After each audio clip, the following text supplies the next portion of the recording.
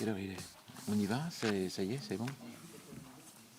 Bien, mes chers collègues, nous nous réunissons ce matin autour d'une table ronde qui est consacrée à l'état des ponts des collectivités territoriales. Notre commission travaille sur cette question cruciale pour les collectivités territoriales depuis plusieurs années.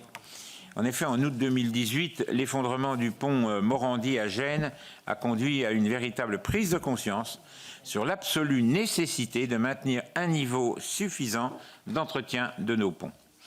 À la suite de cette catastrophe qui a provoqué la mort de 43 personnes, notre commission avait pris l'initiative de créer en octobre 2018 une mission d'information sur la sécurité des ponts présidée par notre collègue Hervé Moret, que je salue, et dont les rapporteurs étaient Patrick Chaise et Michel Dagbert.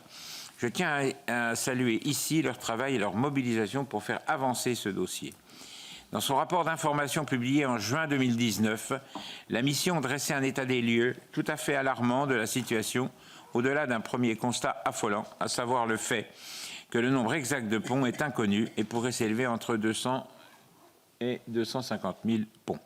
Cette mission avait tiré la sonnette d'alarme quant à la proportion considérable de ponts se trouvant dans un état dégradé, puisqu'elle estimait que plus de 25 000 ponts étaient en mauvais état structurel et posaient des problèmes de sécurité et des problèmes de disponibilité pour les usagers. La mission estimait que cette situation s'expliquait essentiellement par le vieillissement du patrimoine, conjugué à un sous-investissement chronique en matière d'entretien et à des lacunes dans la politique de surveillance et d'entretien. Les ponts gérés par les communes et les intercommunalités, notamment celles de petite taille, concernaient a fortiori les inquiétudes des collectivités, ces collectivités indiquant le plus souvent de ne pas avoir et de ne pas disposer de ressources à la fois techniques, de ressources humaines en interne, ni de moyens nécessaires à l'entretien, voire à la réparation des ponts, compte tenu des montants considérables qui sont en jeu. Près de 5 mois après la publication du rapport d'information, des efforts ont été faits. Les travaux du Sénat ayant eu l'effet d'un électrochoc, le gouvernement a ainsi lancé en décembre 2020 le programme national Ponts dans le cadre du plan de relance. Ce programme permet dans les communes volontaires de recenser, d'améliorer la connaissance des ouvrages d'art des communes et depuis 2023, avec un fonds doté de 35 millions d'euros, de financer la réparation des ouvrages les plus dégradés. Pour autant, ainsi, je ne sais pas ce qui se passe. C'est de l'espionnage, oui, c'est ça. C'est de l'espionnage. Pour autant, ainsi que le déplore le rapport de suivi des recommandations de la mission d'information de 2019 du sénateur Bruno Belin, adopté en juin 2022, ces efforts restent malheureusement insuffisants. Le retard cumulé par rapport à l'objectif de soutien financier aux collectivités territoriales dans l'entretien de leurs ponts atteint déjà 430 millions d'euros sur la période 2021-2024. C'est pourquoi la Commission propose chaque année, dans le cadre de l'examen du projet de loi de finances, une augmentation de ce soutien financier. Nous le constatons tous dans nos déplacements et sur nos territoires. Les moyens nécessaires à l'entretien des ouvrages d'art sont considérables. Une action publique plus ambitieuse est aujourd'hui vraiment nécessaire. Pour évoquer ces différents enjeux, je suis heureux d'accueillir Pascal Berthaud, directeur général du CEREMA, Thomas Fauconnier, sous-directeur des finances locales de l'action économique au sein de la DGCL, Éric Ollinger, chef du département de la transition écologique, de la doctrine et de l'expertise technique au sein de la Direction générale des infrastructures et des mobilités, DGITM, Bruno Faure, président du conseil départemental du Cantal, qui représente l'Association des départements de France, et Sylvain Laval, coprésident de la commission transport à l'Association des maires de France, l'AMF, maire de Saint-Martin-le-Vignoux en Isère et vice-président de Grenoble-Alpes Métropole. Je précise dans un souci de clarté et d'intelligibilité des débats que la table ronde de ce jour ne porte que sur les ponts des collectivités territoriales et non sur les ponts de l'État qui font face aussi à des défis importants. Afin d'initier les échanges et permettre à chacun de présenter ses constats et propositions sur la sécurité des ponts des collectivités territoriales, je commencerai par quelques questions introductives. Tout d'abord, partagez-vous le constat que j'ai pu dresser d'un état des ouvrages d'art des collectivités territoriales qui reste aujourd'hui dégradé? Observez-vous chacun à votre niveau une poursuite de la spirale de dégradation des ouvrages d'art des collectivités territoriales ou constatez-vous au contraire des améliorations notables? Les moyens mobilisés pour l'entretien et la réparation sont-ils selon vous aujourd'hui suffisants? Estimez-vous que les collectivités sont suffisamment outillées pour faire face aux défis que représente la mise en sécurité et l'entretien de leurs ponts? Sinon, comment d'après vous les soutenir pour faciliter les efforts de surveillance, d'entretien et de réparation de leurs ouvrages? Enfin, j'aimerais vous entendre sur le bilan des actions mises en œuvre à l'échelle nationale comme locale pour recenser, évaluer et réparer les ponts. Je pense au programme national Ponts qui permet de recenser les ponts et d'évaluer leur état, ainsi que depuis peu de financer leur réparation, mais aussi au soutien en ingénierie apporté par les opérateurs comme l'ANCT ou le CEREMA et par d'autres collectivités. Quel bilan faites-vous de ces initiatives? Sont-elles adaptées à leur cible? Comment pourrions-nous améliorer leur efficacité? Je ne serai pas plus long afin de laisser du temps à nos échanges et aux séquences de questions-réponses qui seront, je n'en doute pas, nombreux de la part de mes collègues commissaires. Je vous remercie et je vous propose de vous donner la parole et de suivre l'ordre suivant, à commencer par le CEREMA. Merci Monsieur le Président, Mesdames, Messieurs, cher Bruno Faure, Président de notre Conseil stratégique. Et effectivement, le CEREMA s'est très fortement impliqué dans le programme Ponts avec... je crois justement une implication très forte du Sénat et c'est pour nous particulièrement quelque chose de très fort de savoir qu'il y a une attente très très forte du Parlement sur le sujet. Alors comme vous l'avez indiqué, on a commencé dans le cadre du plan de relance par un programme de 40 millions visant à diagnostiquer donc les ouvrages des entre guillemets, petites collectivités, en gros c'est les ex-ATESAT. On a diagnostiqué, ce programme Pont 1 est quasiment fini, on a diagnostiqué plus de 45 000 ouvrages sur 11 500 communes. Avec le programme Pont 2 qui a été lancé, on va traiter encore 3 à 4 000 communes supplémentaires. Ça fait qu'au total, on aura plus de 15 000 communes traitées et 55 à 60 000 ouvrages. Qu'est-ce que j'entends par traité? Ça veut dire qu'il y a un recensement évidemment des ouvrages, un premier état, une première évaluation de l'état de chacun des ouvrages qui permet d'établir un carnet de santé de chaque ouvrage qui est remis à la collectivité effectivement qui en est propriétaire. Derrière, lorsqu'il y a des ouvrages qui sont plus sensibles ou particulièrement dégradés, une partie effectivement de ces 55 à 60 000 ouvrages bénéficie en complément d'une inspection détaillée qui peut aller un petit peu plus loin dans la préconisation en matière d'entretien et de travaux. Dans le programme Pont 1, ça a concerné à peu près 1 millier d'ouvrages, ça sera environ 1 millier de plus dans le programme Pont 2. Alors au total, pour répondre à votre question sur le constat sur l'état des ouvrages, sachant que, encore une fois, ce programme, il porte sur les ouvrages des communes ex-ATESAT. 10% des ouvrages nécessitent des mesures de sécurité immédiates, 4% en raison d'un désordre grave de structure, c'est-à-dire que ça risque de se casser la figure.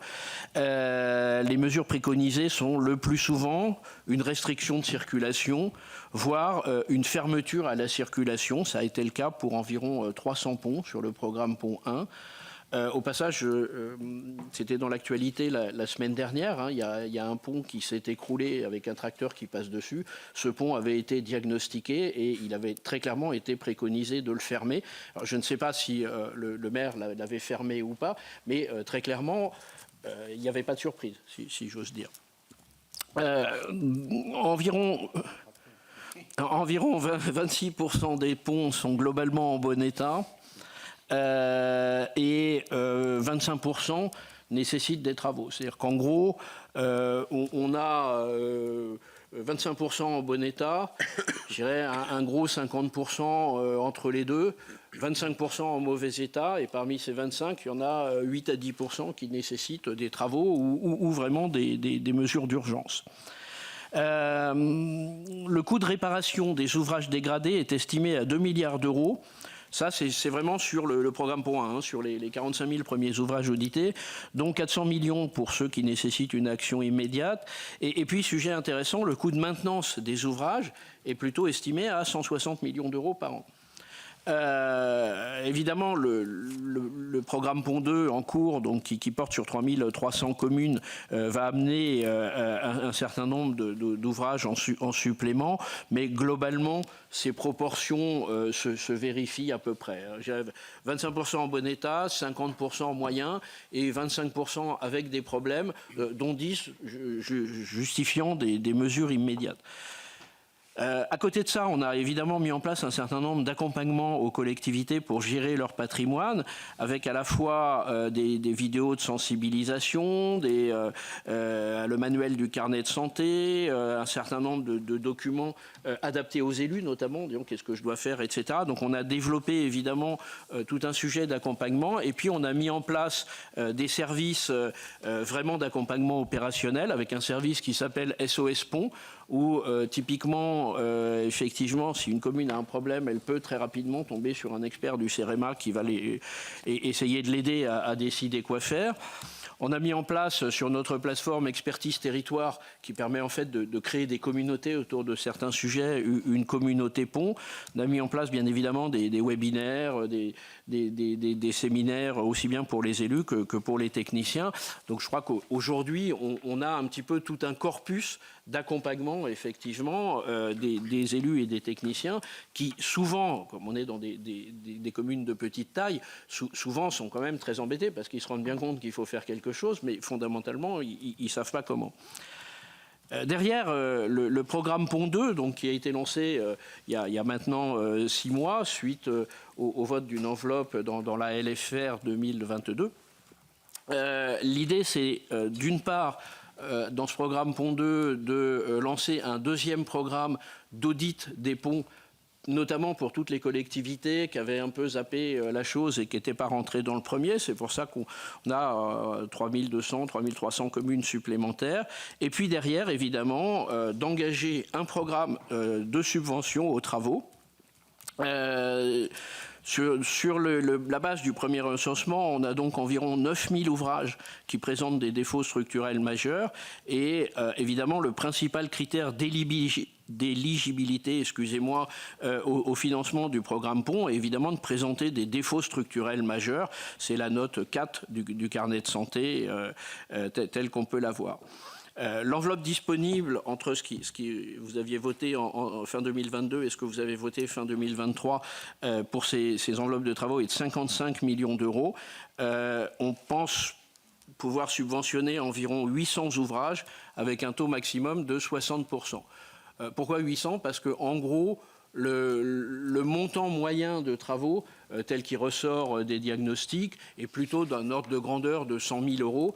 Donc c'est pas forcément toujours, c'est intéressant parce que c'est pas forcément toujours des travaux très chers. Je veux dire, c'est pas des millions. En même temps, 100 000 euros pour une commune de 1000 habitants, c'est déjà énorme. Hein. Donc, mais voilà, ça veut dire que quelque part, avec effectivement là un peu plus de 50 millions, on pense pouvoir traiter 800 ouvrages, ce qui est pas mal. À ce jour, après 5 mois de fonctionnement, puisqu'on a quand même eu un petit peu de temps pour mettre au point le programme, on a reçu plus d'une centaine de demandes de subventions, avec un pourcentage d'attribution qui est de l'ordre de 30% des dossiers, je vais expliquer pourquoi, et un montant global attribué d'un peu plus de 2 millions d'euros, avec un taux moyen de subvention de 55%. Alors pourquoi il y a eu un taux d'éligibilité quelque part faible, hein, 30% sur les premiers dossiers? Parce qu'en fait, près de 90% des demandes rejetées ne respectaient pas les critères d'éligibilité stricts, que ce soit au terme du niveau de défaut, de la taille des ouvrages, de l'absence de diagnostic préalable, montant des travaux, etc.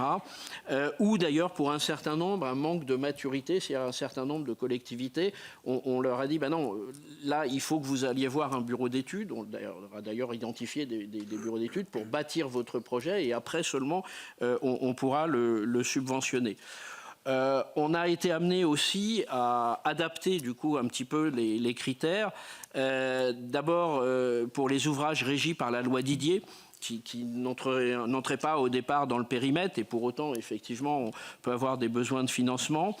Le cas des ouvrages de moins de 2 mètres, il y a eu plusieurs questions sénatoriales d'ailleurs sur le sujet, où là aussi on a réintroduit de la souplesse dans le dispositif. Et le cas des travaux engagés avant la demande de subvention, on a eu quelques cas comme ça, où évidemment c'est compliqué, parce qu'il y a péril, il y a urgence. Donc le préfet dit au maire, allez-y, faites, le maire engage. Puis il envoie son dossier de subvention et évidemment, vous donnez la subvention après l'engagement. On a un peu travaillé aussi avec l'intérieur là-dessus pour arriver à faire en sorte que dans ces cas-là, on puisse quand même subventionner. Voilà, essayer de mettre de la souplesse. Vous savez, on essaye d'être assez pragmatique sur ce programme, c'est nouveau. Encore une fois, ça a démarré à l'été de l'année dernière.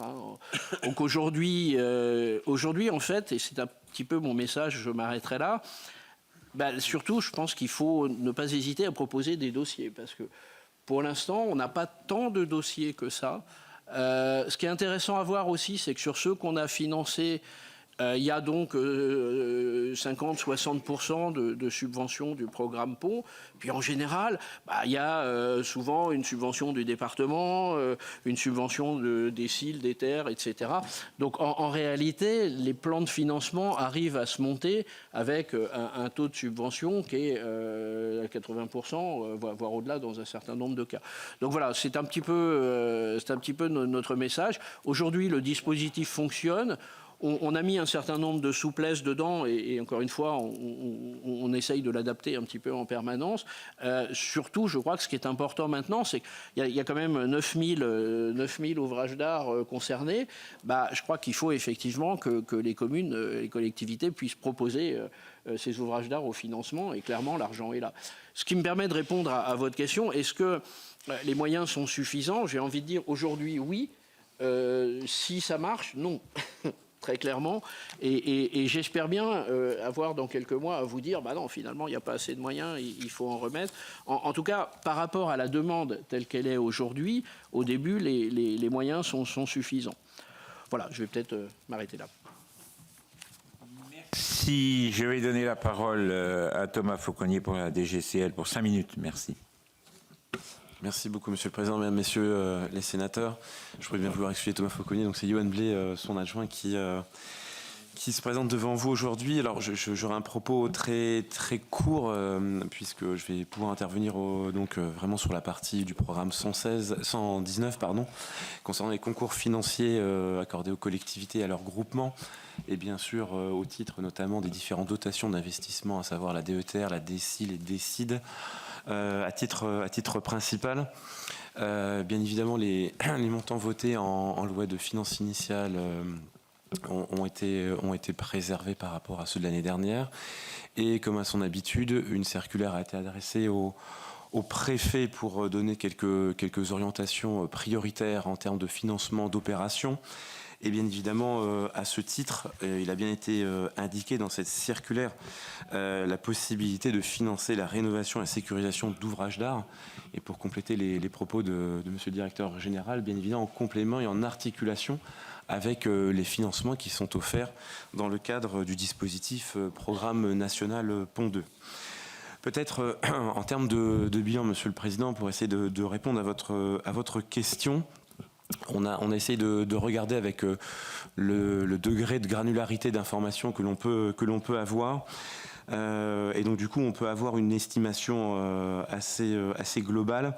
Peut-être pour vous donner quelques chiffres, depuis 2018, à travers la DETR, DSIL et DSID, c'est environ 1000 projets qui ont été soutenus, dont 2 tiers au titre de la DETR et 1 tiers au titre de la DSIL et de la DSID. Donc en termes de montant, qu'est-ce que ça représente? Donc depuis du coup 2018, ces 1000 projets soutenus représentent un montant de financement d'environ 125 millions, ce qui est un montant assez important.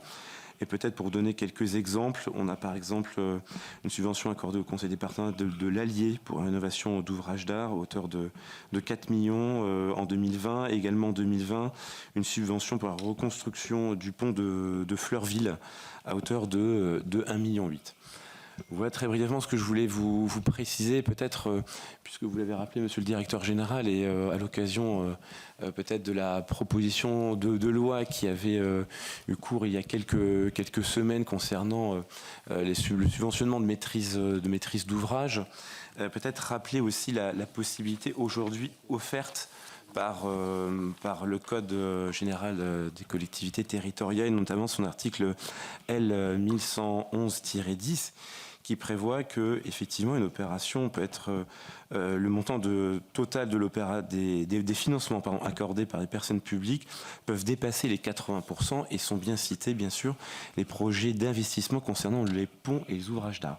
Donc voilà, donc c'est une dérogation qui est offerte et qui est aujourd'hui possiblement utilisée pour pouvoir maximiser et bien sûr avoir un effet levier le plus grand possible pour les financements concernant la reconstruction, construction ou en tous les cas la rénovation des ponts et des ouvrages d'art. Merci. Je vais donner la parole à Éric Ollinger, DGITM. Merci, Monsieur le Président, Messieurs les sénateurs. Je me contenterai de compléter les propos de Pascal Berthaud, sachant que l'enveloppe en fait du programme national Pont 2 et celle du programme national Pont Travaux en fait sont prises sur le programme 203 donc de la DGITM, et donc nous sommes totalement solidaires et impliqués dans la gouvernance de ce programme, et notamment nous participons directement au comité qui attribue les subventions travaux en ce moment même. Simplement pour essayer de compléter le propos sur un certain nombre de vos questions, vous avez posé la question de l'outillage des collectivités. Au-delà du programme Pont et de ce qu'il apporte, au-delà de l'outil SOS Pont, qui est vraiment un outil en fait destiné à aider la collectivité à partir du moment où elle a son carnet de santé, à construire en fait un projet de réparation en répondant à l'ensemble de ces questions, y compris où est-ce que je peux trouver un bureau d'études. C'est extrêmement pragmatique. Au-delà de ça, on a également un guide, également du CEREMA, autour de la gestion de patrimoine d'ouvrages d'art à destination des petites communes, qui est vraiment un guide simplifié par rapport aux pratiques de l'État qui existent par ailleurs. Je voudrais un peu insister sur cet aspect de la surveillance, puisque là, on a mis un coup de thermomètre avec le programme national Pont. Donc, le chiffre qu'on peut retenir, c'est en gros 25% d'ouvrages en état structurel dégradé sur le périmètre qu'on a regardé. Pour essayer de répondre à la question de l'évolution de l'état de ce patrimoine, vous posez la question de est-ce que ça se dégrade aujourd'hui. Donc on a une photo à l'instant T. Le seul chiffre avec lequel on peut le comparer, c'est le chiffre du rapport sénatorial qui lui-même extrapolait les données de la TESAT qui sont très anciennes, et donc on était entre 18 et 20%. Donc si on compare les deux chiffres, effectivement on observe une dégradation qu'on peut en gros considérer depuis la fin de la TESAT et jusqu'au début du programme national Pont. Donc le message qui est important à faire passer, c'est que la surveillance ne doit pas s'arrêter à cette photo à l'instant T et qu'il va falloir continuer à surveiller ça dans l'avenir. Voilà ce que je pouvais indiquer en complément des éléments du CEREMA auxquels je souscris totalement. Merci. Je vais donner la parole à Sylvain Laval pour l'AMF, et puis en visio, je donnerai la parole à Bruno Faure pour les départements de France. Merci Monsieur le Président, Mesdames et Messieurs les sénateurs. Donc effectivement, je ne peux que souscrire aux propos précédents sur les constatations. Vous mesurez précisément l'état de dégradation. Je ne suis pas forcément le mieux placé pour répondre, mais ce que nous constatons au niveau des communes, et notamment des plus petites, c'est que la situation s'améliore peu, s'améliore pas vite, évidemment, et je vais y revenir pourquoi.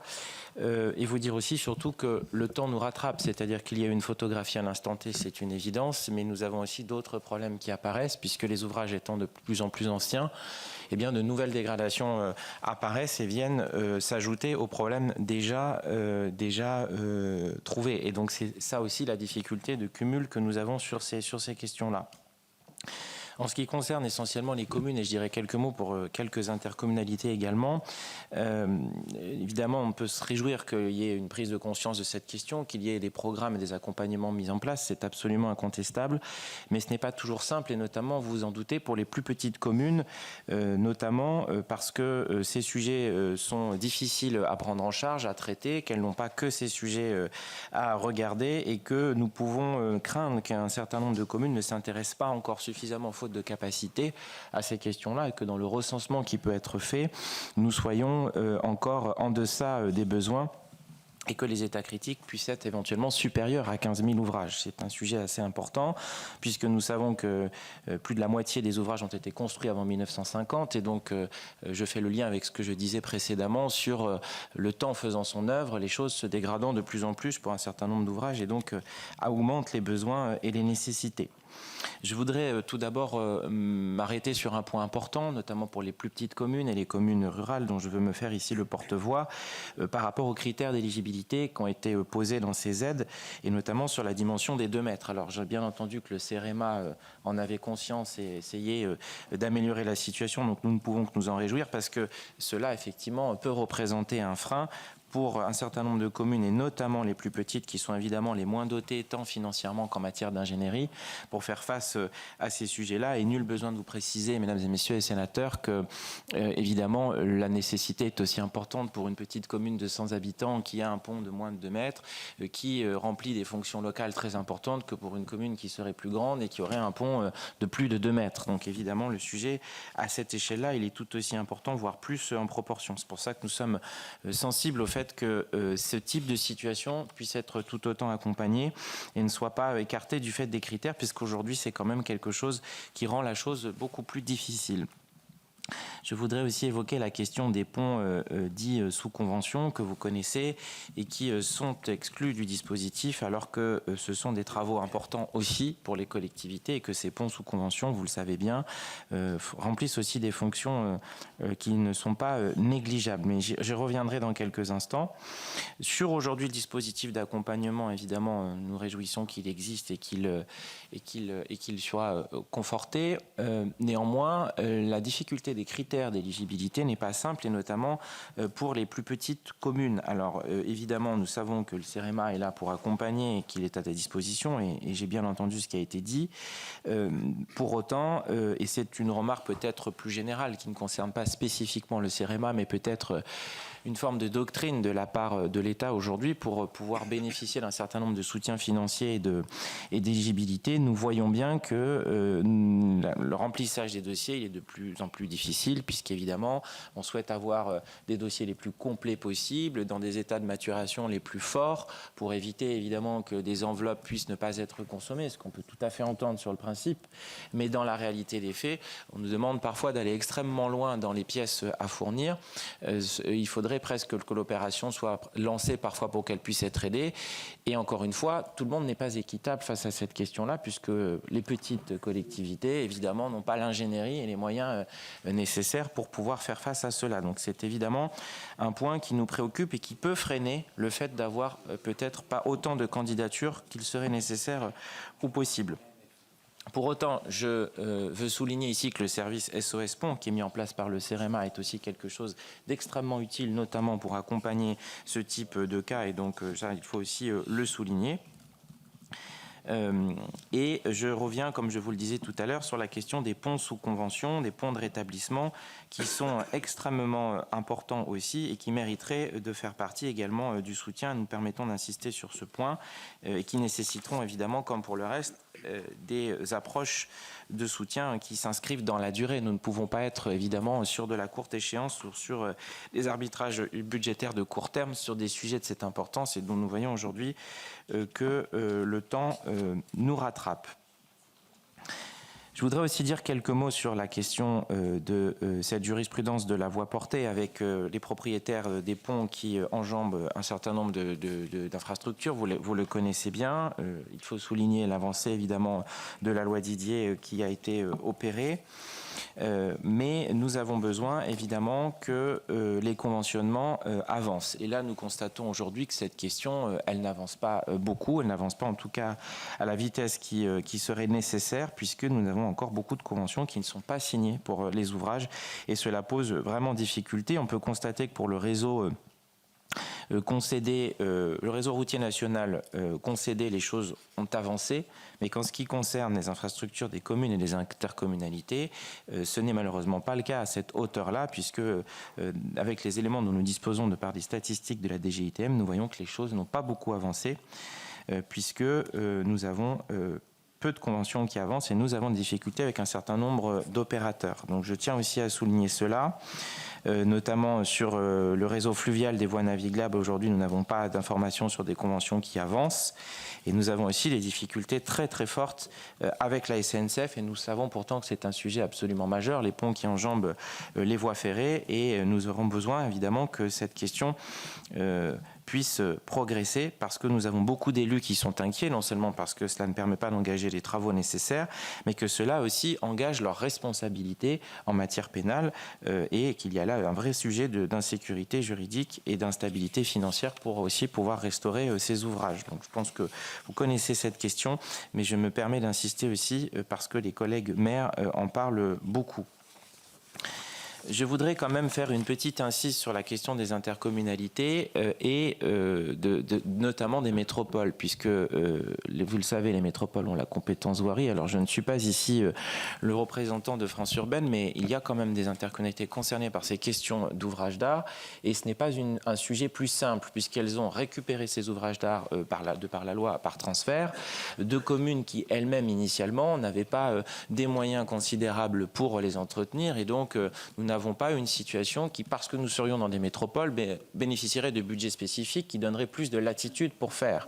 Et comme elles sont confrontées exactement au même sujet que les communes, quelle que soit leur taille, tous les problèmes sont remontés au même moment, avec les effets du temps qu'il faut rattraper. Et donc c'est aussi la même question pour des métropoles qui sont aussi diverses. Elles ne sont pas toutes forcément que 100% urbaines. Vous avez aussi des parties périphériques, qu'il peut pas y avoir aussi des zones de coteaux ou de montagne, avec des ouvrages d'art extrêmement dégradés et qui nécessitent aussi des investissements importants sans avoir des budgets spécifiques ou supplémentaires, puisqu'il faut ensuite arbitrer à l'intérieur du budget global dont on dispose. Donc je voulais aussi souligner cela. Et je voudrais m'arrêter sur un dernier point en quelques instants, attirer votre attention sur la question de l'expérimentation que l'État a menée sur les betteravières de plus de 48 tonnes, vous le savez peut-être, dans un certain nombre de départements.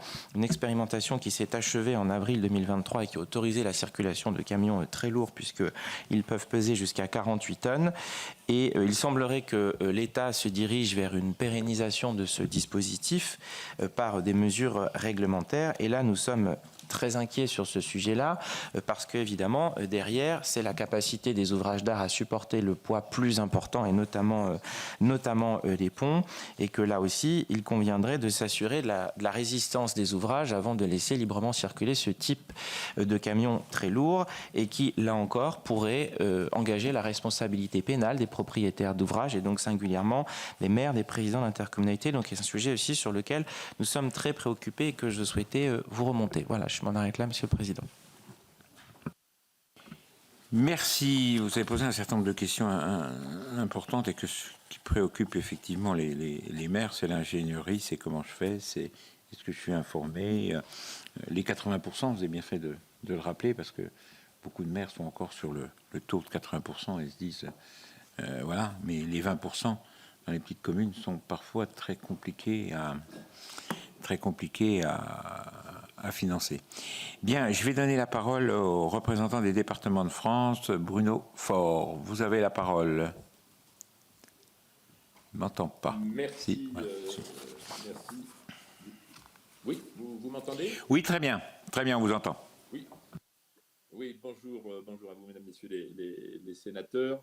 Mesdames, messieurs, pour les départements, c'est vrai que les départements, on est largement impliqués, j'allais dire, dans la voirie d'une manière globale. C'est plus de 400 000 km de route et c'est à peu près 118 000 ponts que nous avons en charge au niveau des départements, et auxquels j'ajouterai aussi, même si ce n'est pas le sujet, les murs de soutènement, parce que nous en avons énormément en charge au niveau des départements. Et Et à titre d'exemple, pour mon département, qui est le département du Cantal, imaginez que j'en ai plus de 33 km. Donc, vous imaginez les coûts, effectivement, que cela peut représenter. Sur ces ponts, globalement, au niveau des départements, on peut dire qu'on a quand même une très bonne connaissance, parce que la première des choses, c'est la connaissance de notre patrimoine. On le gère relativement bien. Il faut savoir qu'on a à peu près 50% de nos ponts qui sont inspectés chaque année. Et puis pour les 50 autres, là, ça dépend un peu des départements et des moyens humains, parce que j'y viendrai, mais ça, c'est une réelle difficulté. L'inspection a lieu, on va dire, entre 2 et 9 ans pour mesurer effectivement l'état de ces ponts, sachant que si 2 tiers sont jugés, sont classés de bonne qualité, on peut souligner qu'il y en a un peu plus de 1% quand même où nous avons des situations où les structures sont altérées. Et quand je dis ça, ce sont des ponts où effectivement on a commencé à mettre des limitations de tonnage. Donc vous voyez, 2 tiers, on va dire, de qualité, 1% véritablement dans un état très altéré, et puis le tiers restant des travaux à faire, mais qui aujourd'hui ne sont pas forcément à faire de manière urgente. Les difficultés, je crois que c'est les difficultés de l'ensemble des collectivités. La première difficulté, c'est le financement.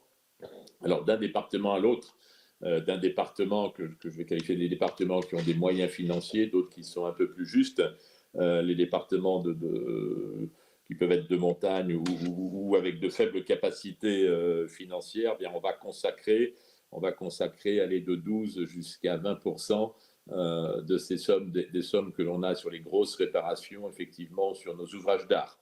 Donc, vous voyez, d'un département à l'autre, on a quand même des moyens qui sont complètement différents et avec des soutiens. Alors, c'est vrai que l'État peut intervenir à travers la DSID, hein, ça a été cité tout à l'heure, mais la DSID est bien large et n'augmente pas. Donc, somme toute, les moyens de l'État restent limités. Je crois que le financement de ces ponts, pour l'ADF, ça revient en fait au financement de la route. Financement de la route, où aujourd'hui, la route, j'allais dire, c'est un peu une vache à lait, hein, puisqu'on va retrouver les concessions, on retrouve la TICPE dessus, on retrouve les taxes à l'essieu, etc. Mais finalement, rien ne revient à la route, rien n'est utilisé pour financer la route, voire financer les ouvrages. Donc, bien évidemment, je crois qu'il serait important d'avoir un fonds spécifique alimenté par l'État. Il peut être alimenté par les amendes de police, la TICPE, les taxes à l'essieu, comme je le disais, hein, qui pourraient être spécifiquement orientés vers le financement de ces ouvrages d'art et puis sur la grosse maintenance, parce que je crois que c'est important. C'est vrai qu'au niveau technique, on a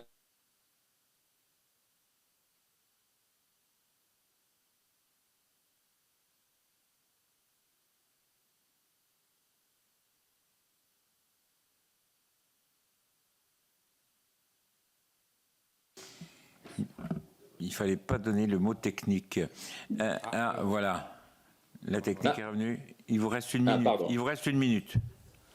Il me reste une minute. Oui. Donc j'en étais sur le CEREMA, le rôle positif du CEREMA, mais on pourrait lui donner un peu plus de moyens pour que celui-ci devienne un peu plus animateur, c'est-à-dire de comité technique de nos agents. Et j'attire l'attention sur effectivement le problème de compétences que l'on va avoir, puisqu'aujourd'hui on avait des agents qui bien souvent venaient de l'État et qui vont partir à la retraite. Et il va falloir effectivement que nous soyons à même de redévelopper ces compétences. Et pour terminer très rapidement, je tenais à souligner toutes les difficultés que l'on peut avoir, notamment sur tout ce qui va être loi sur l'eau, qui est excessive lorsqu'on doit intervenir sur ces fonds, les problèmes relationnels avec l'ABF. La SNCF, ça a été souligné par des orateurs précédents, donc je n'y reviens pas. Voilà, j'ai fait un peu le tour, et simplement en termes de moyens financiers, c'est vrai que... Merci. Je vais donner la parole à notre collègue Hervé Moret.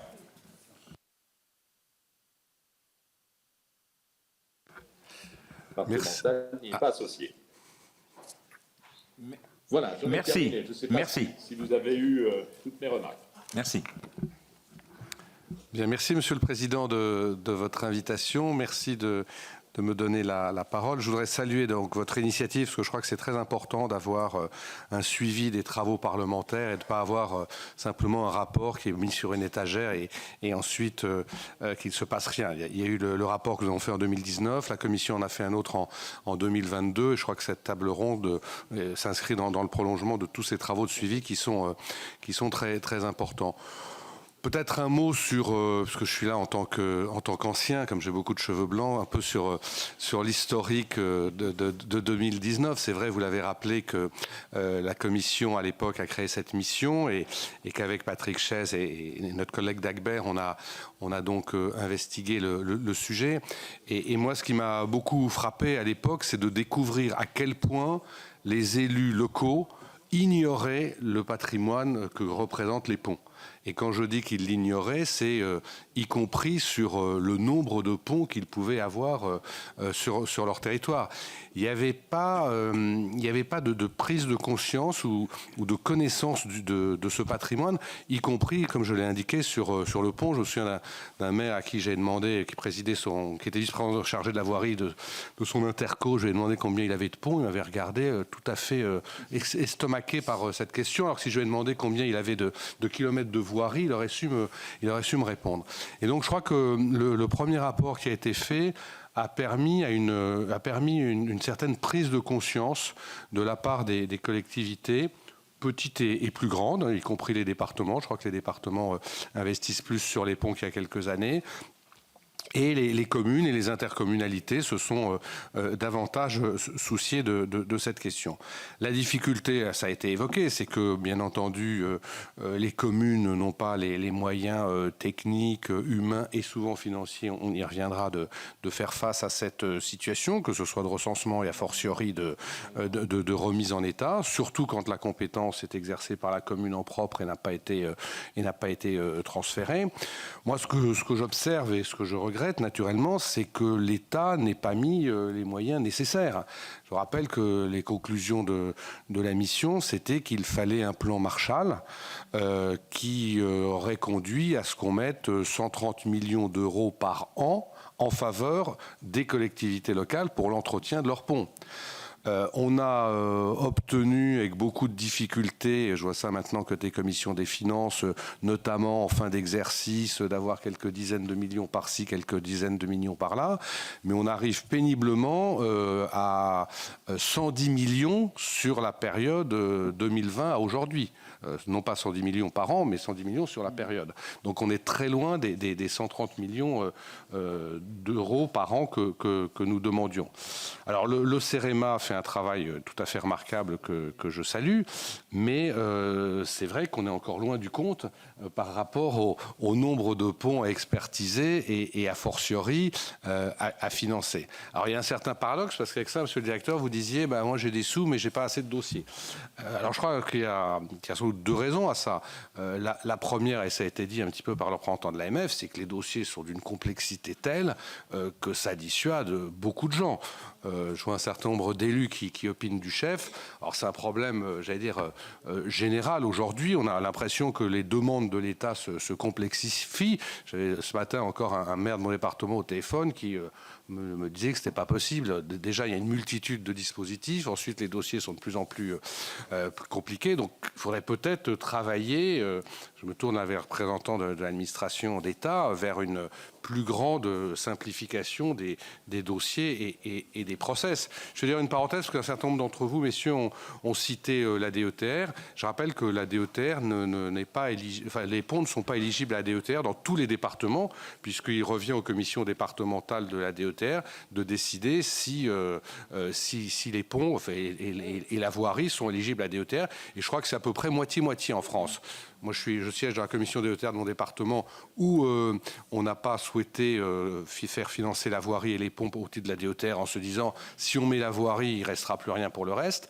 Donc la DETR, il n'y en a pas dans tous les départements pour les ponts. Donc je reviens à ce que je disais sur le fait qu'il faut certainement une plus grande simplification des process par rapport au dossier.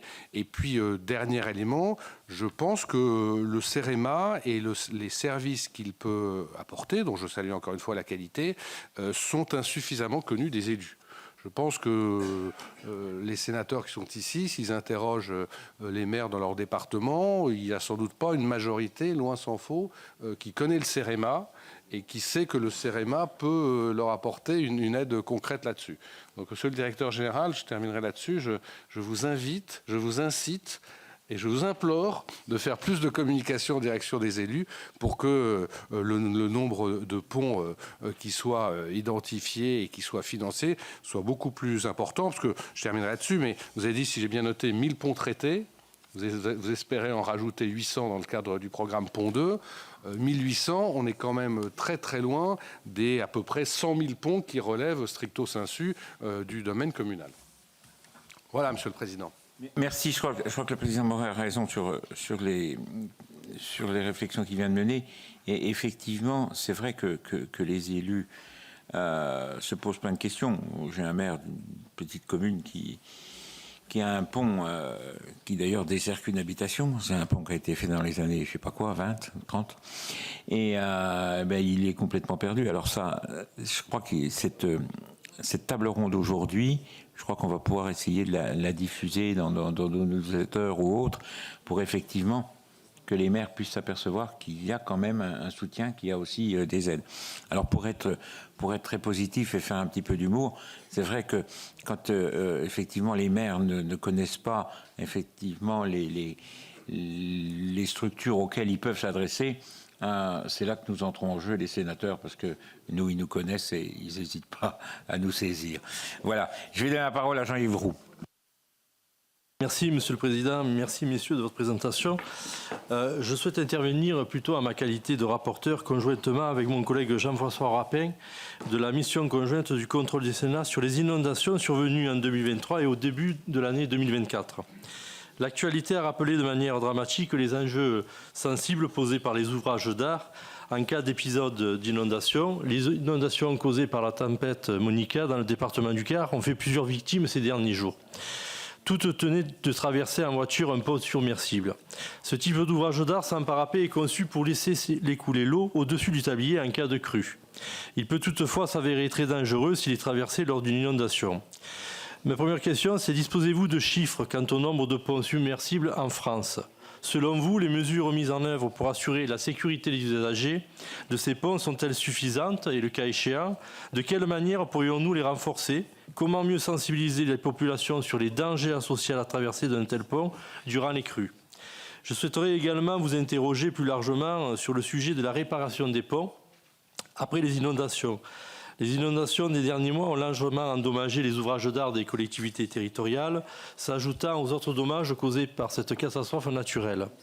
Nous avions évoqué ce sujet crucial, M. Berthaud, lors de notre audition avec la mission de contrôle il y a 2 semaines. Disposez-vous d'une estimation de l'impact financier sur les ponts des collectivités territoriales des inondations survenues en fin 2023 et début 2024 ? Pensez-vous qu'un soutien de l'État est-il prévu afin de permettre aux collectivités territoriales d'assurer la prise en charge de ces réparations ? Et enfin, comment pourrions-nous réduire la vulnérabilité des ouvrages d'art des collectivités territoriales à ces épisodes et inondations qui vont se multiplier durant les prochaines années du fait du changement climatique ? Je vous remercie. Si, je vais donner la parole à Hervé Gillet. Merci, Monsieur le Président.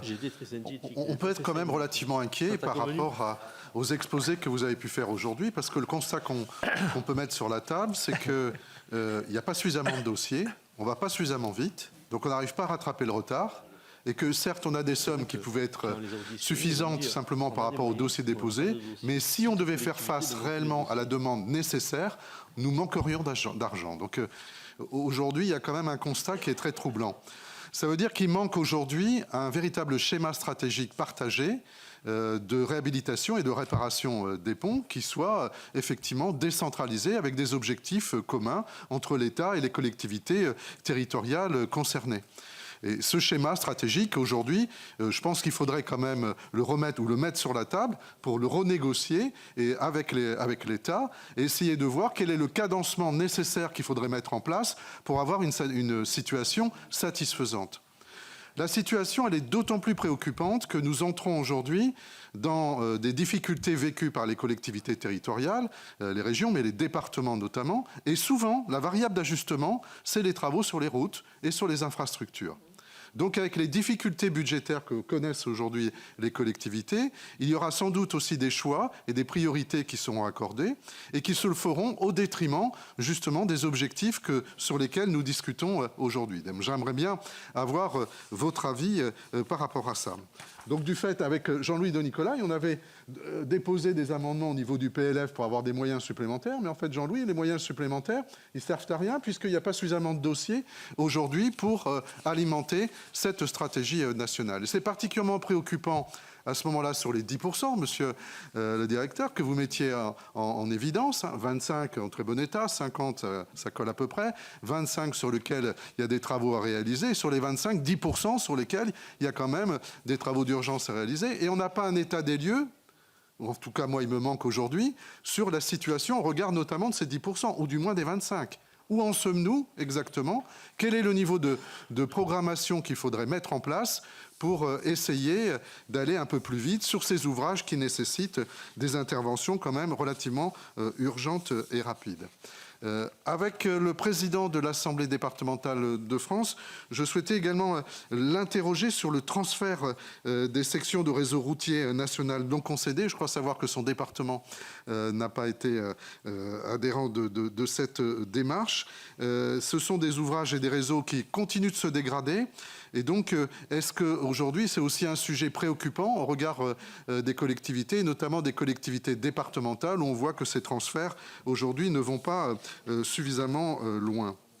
Et puis, il y a également une alerte qui a été faite par le rapport annuel de la Cour des comptes, qui a été publié, vous le savez aussi, hier, au regard justement de la vulnérabilité des ouvrages liés au changement et à l'adaptation climatique. Donc ça, c'est un sujet également préoccupant sur lequel j'aimerais avoir vos points de vue et quelle est la stratégie à moyen et long terme sur ces sujets-là. Et enfin, dernier point, mais qui est un peu connexe, mais qui est aussi préoccupant. On voit que ces ponts sont suffisamment aujourd'hui questionnés sur la question de l'intermodalité. Comment développe-t-on des mobilités douces justement sur ces ponts sur lesquels on doit intervenir? Ce sont des sujets assez préoccupants aujourd'hui au niveau des communautés de communes, des collectivités qui ont la compétence de transport. Et on voit bien que là, qu'il manque sans doute aussi une vision d'accompagnement et une stratégie qui paraîtrait intéressante. Pour terminer, je relèverai, monsieur le directeur du CEREMA, qu'il y a un appel qui est fait au niveau du CEREMA pour que vous soyez encore plus accompagnateur. Je peux dire qu'en Gironde, votre collectivité, votre organisme est suffisamment connu, je pense, mais il y a une demande, effectivement, puisque par rapport à la complexité des dossiers, peut-être qu'aujourd'hui, il faudrait une mission d'accompagnement plus forte pour nous permettre d'aller plus vite et plus loin. Merci, chers collègues. Et je vais donner la parole à Louis-Jean de Nicolai.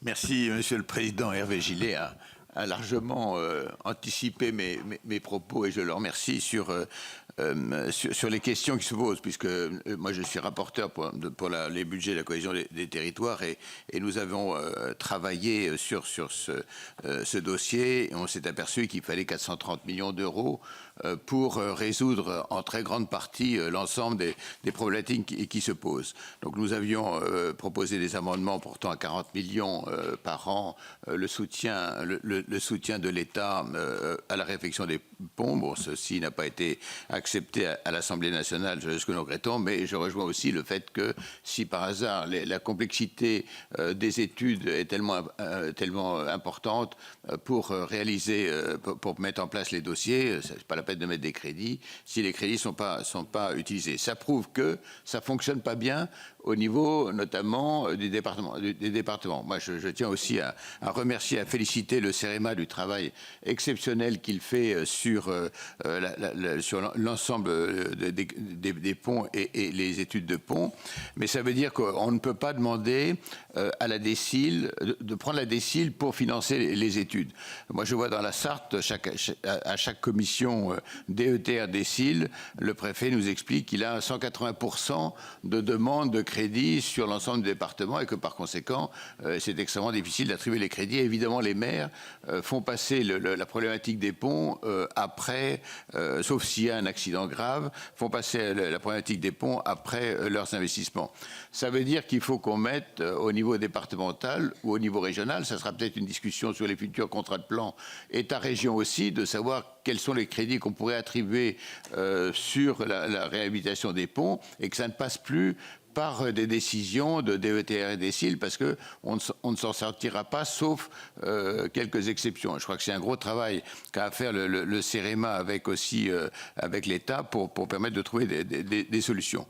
Et puis la deuxième question que je voulais poser, est-ce que sur l'inquiétude que peut avoir le CEREMA sur l'ensemble des ponts, est-ce que maintenant les organismes comme Waze, comme Google et autres sont prévenus des difficultés sur tel ou tel pont, où on voit quand il y a des déviations organisées pour des travaux sur des départementales ou autres, on s'aperçoit qu'on fait passer les camions et autres par d'autres petites routes sans savoir s'il y a un pont ou pas un pont qui est difficile. Donc je crois que là-dessus, l'information et le travail accentué sur la prise en compte des travaux qui sont à faire, la simplification des dossiers est extrêmement importante et je suis désolé qu'on donne plus de travail encore au CEREMA, mais je crois que c'est important de trouver avec l'État et avec les préfets un modus vivendi qui montrera qu'on est plus efficace dans ce domaine-là. Merci, chers collègues. Je donne la parole à Damien Michelet. Merci Président. Merci pour cette table ronde et les éclairages que vous avez pu amener. Moi, j'ai pas mal appris, mais je partage et globalement en tout cas, ce que je voulais dire, ça a déjà été dit. La première chose, c'est sur les dossiers localement, il se passe deux choses, en tout cas pour mon département. Soit on ne connaît pas. On ne sait pas qu'on peut adresser et être accompagné sur ces problématiques par le CEREMA, mais c'est aussi un élu qui m'a dit que le dossier était bien trop complexe et que de toute façon, il préférait s'en débrouiller seul plutôt que de s'inscrire dans cette démarche. Donc ça amène quand même à une réalité, c'est que, et je crois qu'on l'a assez bien dit, il est finalement assez simple de mettre des budgets si on est à peu près persuadé qu'ils ne vont pas être consommés. Donc il y a quand même une réalité dans la simplification des dossiers et aussi dans la communication de cette problématique. Moi, mon sujet, il était plutôt d'un point de vue responsabilité. Alors, ça a été évoqué par le représentant de l'AMF, Sylvain Laval, mais le sujet, il est peut-être aussi à deux niveaux, c'est-à-dire qu'on a la photo qui est faite sur l'état des ponts et des ouvrages d'art, en tout cas notamment des ponts, et on sait s'ils sont en état ou pas, mais quid de l'entretien et qu'est-ce qui va se passer dans 5 ans, dans 10 ans, dans 20 ans, et quelle sera la responsabilité de l'élu passé cette période. Est-ce qu'on peut dire que du moment où la photo a été prise, tout va bien ? Et comment est-ce que demain je m'assure que tout va bien? Et puis ça amène évidemment à l'entretien de ces ouvrages. Comment est-ce qu'on accompagne? Alors ok, quand la santé est fragile, on fait un gros coup et on a plein d'argent qu'on peut aller chercher si on arrive à monter le dossier. Mais qu'est-ce qui se passe pour l'entretien justement pour prévoir qu'on ne fasse pas un gros coût financier mais qu'on soit dans des montants de fonctionnement et non pas de lourds investissements? Je crois qu'on a bien fait d'organiser cette table ronde. Ça permet quand même effectivement de soulever un certain nombre de problèmes. J'ai donné la parole à Christine Herzog.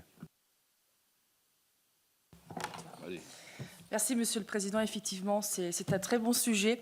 Alors moi, j'aimerais poser une question à Monsieur Ollinger, qui a fait son début carrière professionnelle en Moselle à Metz. Donc j'étais interpellée par les communes, notamment par les communes de Moselle, mais la commune de Himelin, en Moselle, concernant l'entretien des ponts qui surplombent les voies ferrées d'importance, notamment la ligne TGV.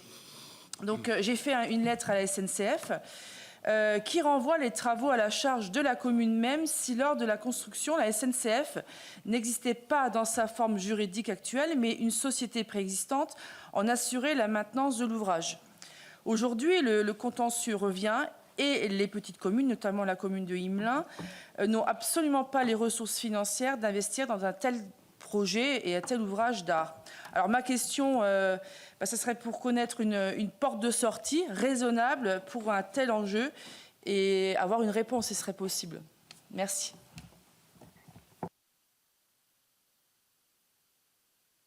Voilà, Jean-Claude Anglard. Merci, Monsieur le Président. D'abord, je voudrais saluer le fait d'avoir organisé cette table ronde qui permet d'échanger sur le sujet, de saluer en particulier le travail du CEREMA.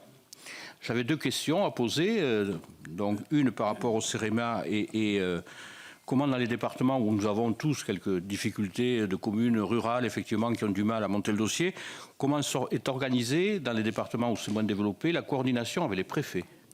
Et ça permettra de rejoindre ma deuxième question, puisque nous avons la chance d'avoir M. Fauconnier de la DGCL. On est toujours inquiet, vous savez, ici, lorsque des lignes budgétaires sont en place et ne sont pas consommées. Nous savons le regard du ministère des Finances là-dessus, et chaque fois que j'ai l'occasion, je pose la question. Sur la DETR, par exemple, nous avons bien un bon taux de consommation au niveau national. Voilà, si vous pouvez nous donner quelques éléments. Merci. Bien. Eh bien, je vous propose de répondre à toutes ces questions importantes de la part de nos collègues. 5 minutes. Allez-y, oui, allez-y, allez-y. Écoutez, je vais démarrer. D'abord, pour me féliciter de voir qu'il y a beaucoup de questions, que le sujet intéresse. Et c'est vrai, vous l'avez dit, Monsieur le Président, vous l'avez dit, Monsieur Moret, enfin, il y a 5 ans, c'était un non-sujet. Donc je crois que vous avez déjà réussi à faire ça, à faire qu'aujourd'hui c'est un sujet qui intéresse tout le monde.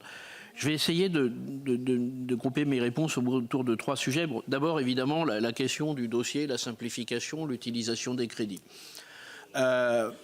Sur ce plan-là, très clairement, on est au début du processus, donc c'est pas illogique que ça démarre lentement. J'ai peut-être paru un peu alarmiste, mais je veux dire, d'expérience, quand on lance comme ça une politique effectivement de subventionnement, c'est normal, ça démarre pas tout de suite comme ça. Donc aujourd'hui, nous, on n'a pas de signe qui nous indique que on aura des problèmes. Alors, la question de la simplification du dossier, on a essayé de faire le dossier le plus simple possible, mais c'est vrai que pardonnez-moi, quand il s'agit de réparer un ouvrage d'art, bah oui, il faut quand même qu'il y ait une étude technique avant.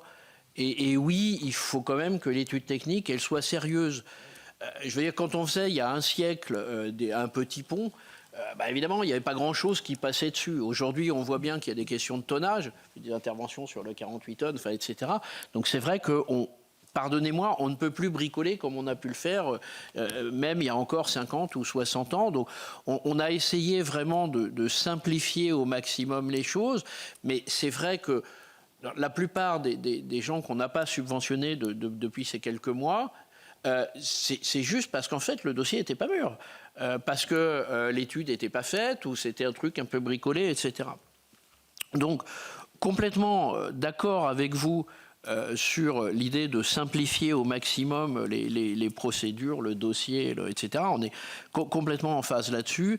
Mais voilà, sur le plan technique, il faut par contre que les choses soient faites sérieusement. Et c'est justement d'ailleurs pour ça qu'on a mis en place le service SOS Pont et tout un dispositif d'assistance aux collectivités. C'est-à-dire qu'une collectivité qui ne sait pas quoi faire, elle peut nous appeler, on lui dit quoi faire, avec qui, comment, etc. Donc on a vraiment mis en place ce service pour essayer de tenir les collectivités par la main pour pouvoir avancer.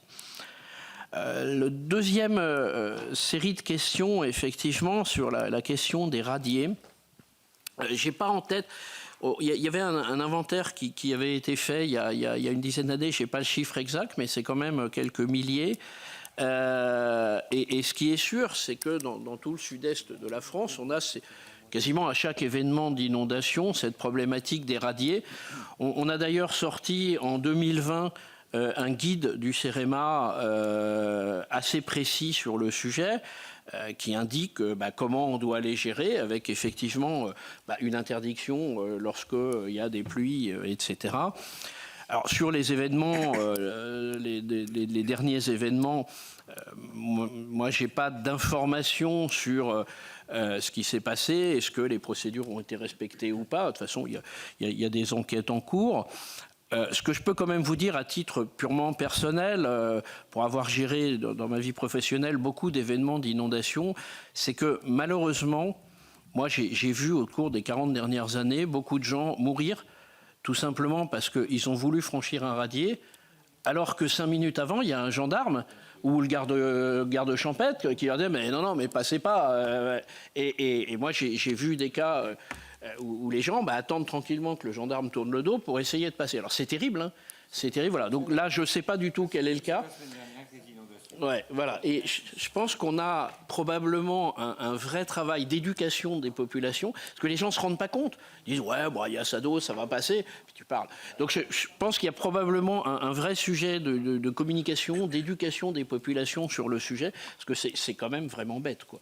Enfin, ce qui s'est passé ce week-end, tout ça, c'était pour gagner un quart d'heure pour rentrer chez soi, quoi. Enfin, c'est terrible.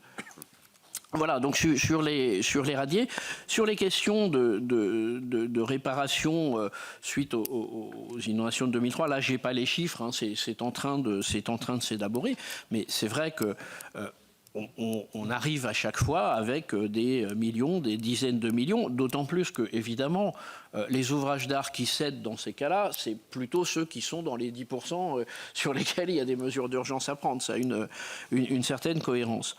Je souscris tout à fait à ce qui a été dit sur l'intermodalité et sur le fait que ça va rajouter un degré de complexité, effectivement, et on n'a pas trop le choix là-dessus. Et puis, je ne reviens pas sur les différentes interventions sur, effectivement, l'entretien, hein, vous savez, sur les 50 000 ouvrages qu'on a diagnostiqués, on a vu l'entretien, c'est à peu près 160 millions par an. Donc à un moment, il faudra bien les prendre quelque part sur de l'argent public. Donc oui, je crois qu'il faut considérer que ce que nous sommes en train de faire collectivement en ce moment, c'est un bon début, mais effectivement, ça n'épuise pas le sujet. Dernier point sur le CEREMA et le monde rural. Alors c'est vrai que nous avons, je crois, beaucoup progressé dans la connaissance par les élus du CEREMA. Il nous reste encore beaucoup de progrès à faire. On a essayé effectivement de mettre à disposition cette expertise. Dans le cadre du plan Village d'avenir, nous sommes en train de mettre dans 20 départements un expert du CEREMA, à charge pour lui d'être un petit peu la tête de pont du CEREMA justement auprès des collectivités rurales du coup de ramener, si j'ose dire, les dossiers à sa direction régionale. Le CEREMA, on est en gros sur la maille des anciennes régions, hein. On a 23 implantations en métropole et je précise que contrairement à la plupart des autres organismes, nous sommes un organisme totalement provincial puisque nos experts, nos ingénieurs, ils sont dans les régions. La plus petite de nos 23 implantations, c'est 60 personnes. Donc on a vraiment personne à Paris, on n'a pas un gros siège, on a des gens qui sont dispatchés sur tout le territoire, ce qui d'ailleurs fait qu'effectivement, l'étape d'après, c'est 20 personnes qu'on met dans les départements ruraux et ça peut être, on peut imaginer après d'arriver à avoir un jour des subdivisions départementales du CEREMA, je ne sais pas comment on peut appeler ça, mais arriver à un moment à aller encore plus loin effectivement dans la proximité du territoire. Simplement pour vous dire aussi qu'au CEREMA, nous avons aujourd'hui 830 adhérents. Ça sera 870 la semaine prochaine, parmi lesquels, effectivement, on retrouve entre 350 et 400 intercos et entre 350 et 400 communes, à peu près un peu plus de 80% des départements et toutes les régions. Donc, effectivement, oui, cette mission d'accompagnement telle qu'elle a pu évoquer, nous, non seulement on l'accepte, mais quelque part on la revendique et on pense que notre métier c'est vraiment ça, c'est vraiment d'être l'expert auprès des élus, auprès des territoires. Après, mais bon, fais pas un dessin, il y a juste un tout petit sujet de moyens, évidemment. Je voudrais juste rappeler quand même que entre 2017 et 2022, l'effectif du CEREMA a été baissé de 20% et sa dotation pour charges de service public de 25%. Alors, les choses sont en train de s'inverser, particulièrement d'ailleurs sur l'année 2024 et j'allais dire particulièrement grâce au Sénat. Mais voilà, quand on fait 500 ETP en moins, à la fin, ils y sont plus quand même. Hein, Merci. Il y a d'autres intervenants. Oui, je vous en prie, allez-y. Oui, pour compléter les réponses, sur l'élément de la connaissance en fait par les maires du dispositif. Je voulais expliquer un petit peu ce qu'on a fait au début avec le CEREMA. On est allé écrire à chaque commune spécifiquement éligible pour lui proposer de participer au dispositif.